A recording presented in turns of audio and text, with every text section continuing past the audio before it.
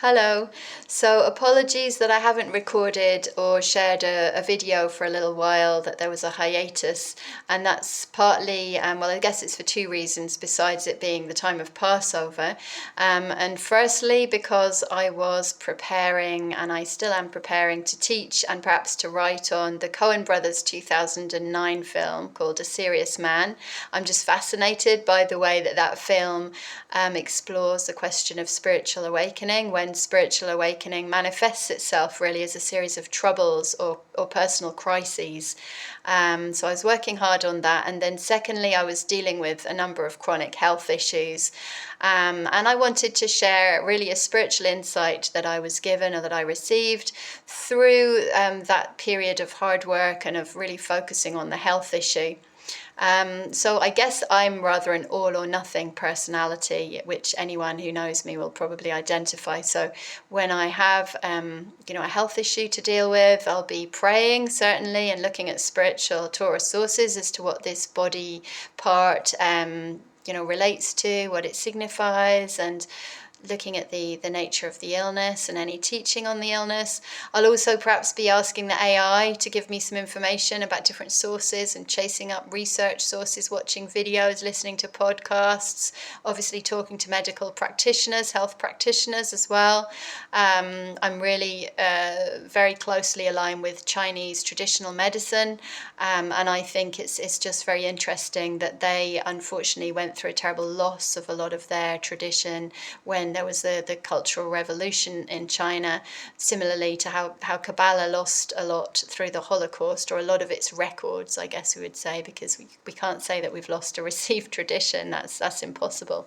But anyway, the spiritual insight that I received through all of this work of inspiration was really that when we're grasping for something and we believe that it's outside of ourselves, that we're desperate for it, then often it will elude us. And I guess that's a cliche. It's a teaching that is common across many traditions, that if we're really desperate for something and we're reaching for it and we're chasing after it, it's less likely that we're going to possess it or to have it. Whereas if we realize that what we're looking for is also within ourselves, that it's already present, that it already exists there, then that is not only a much more positive mindset for our own well-being, but it also helps us to collaborate in shaping reality. So I was fortunate, I guess, that I had this wave of inspiration in order to really attack this health issue, really come to terms with this health issue, because sometimes we feel we don't have inspiration to deal with ill health. And ill health, along with joylessness, are kind of normalized in our society, but we should know that we deserve well-being as much as is possible. Of course, there's always going to be illness, well, not always, but there's illness now and there's disease now. And likewise, we deserve joy. That's a big teaching within the Breslov tradition, that we need to return to joy. We may move away from health, we can return to it. We may move away from joy, we can return to it.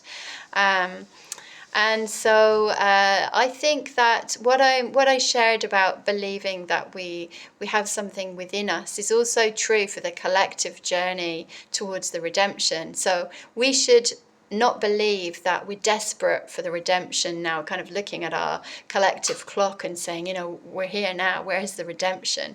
That's the wrong mindset, honestly. We should know that the seeds of the redemption are in our DNA. They're encoded within us, because they're encoded in Torah, which teaches us who we are and where we're going. And so they're encoded within us as well. And when we're looking outside of ourselves and kind of becoming more desperate and, getting into more conflicts and more troubles and more difficulties, because we think, well, where is the redemption? And we're desperate for it. It's actually better to realize that we do have the DNA of the redemption within ourselves now. We do have the spark of the redemption within us now. We have enough of the redemption within us right now to shape reality.